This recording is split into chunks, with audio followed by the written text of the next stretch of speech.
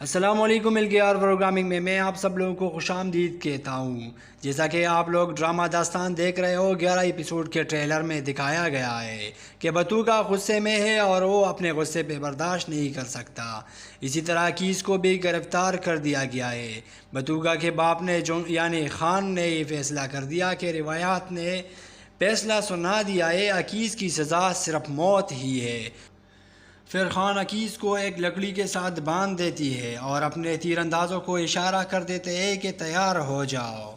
اسی دوران عکیز اپنے من میں یہ کہتے ہیں کہ درد نے ہمیں گھٹنے ٹیک دیا، بتوگا ترکوں کو متحد کر دو۔